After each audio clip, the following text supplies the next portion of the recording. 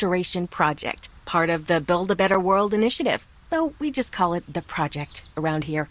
Take a look around. A place like this should be teeming with mangroves, but, well, it isn't anymore. People have been tearing down the trees for years, making room for boats, businesses, factories, you name it. Mangroves provide homes for all sorts of creatures, like places in their weaving roots for fish to hide and treetops for monkeys to swing from. Without the mangroves, though, those animals started to disappear from the area. To make it worse, without the mangroves, there aren't enough plants to pull carbon dioxide from the atmosphere. CO2 contributes to climate change, and climate change makes it that much harder for mangroves to grow on their own. That's where we come in.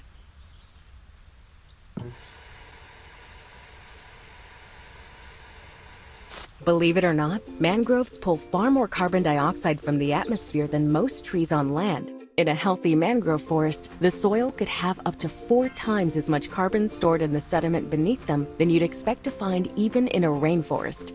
Considering the monumental amount of good that rainforests do for our environment, that is a significant contribution on the mangroves' parts. See, all plants need carbon dioxide to grow, so they pull what they need from the atmosphere and turn it into new branches and roots.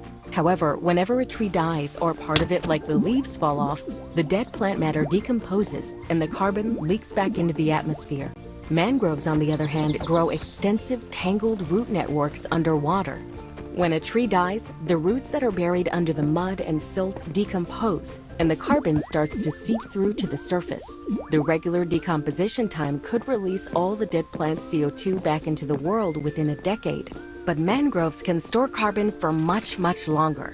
So for carbon to be stored within the mangrove's roots, it cannot just be an intact forest. It has to be a healthy one.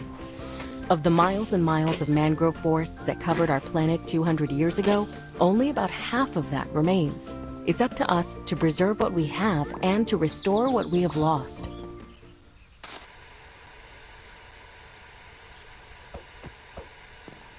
The more mangroves we plant, the less dangerous climate change becomes, and the more animals will be able to return.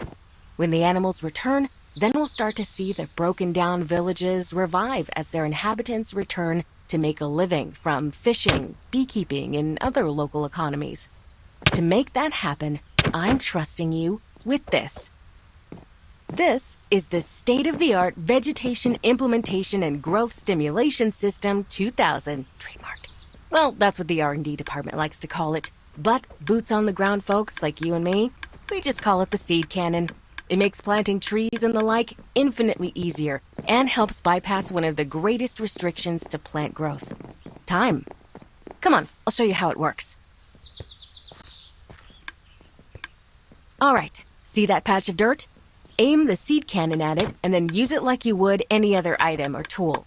I've already loaded a mangrove seed for you. Upon releasing the trigger, the seed will shoot out and the tree will pop up like a meerkat. Give it a whirl. You'll find different types of soil in different regions out there. Different species of mangrove trees will grow depending on the type of soil. Don't worry, the seed cannon will automatically plant the right seeds in the right places.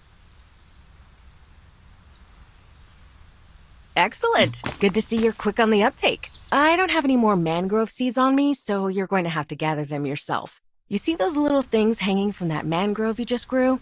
Those propagules function as seeds.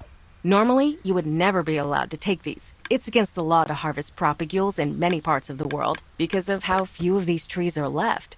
But we have been given special permission. People are trusting us to collect these propagules so that we can plant and grow more of these weird, wonderful mangroves. Just make sure to be careful and respectful.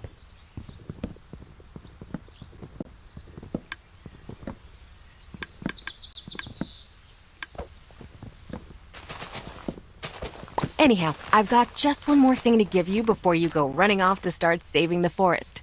Come with me back to the research station.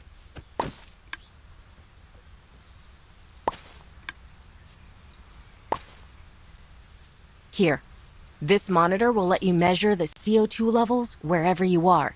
Just holding it in your hand and glancing at it will give you a rough idea of how much is in the air.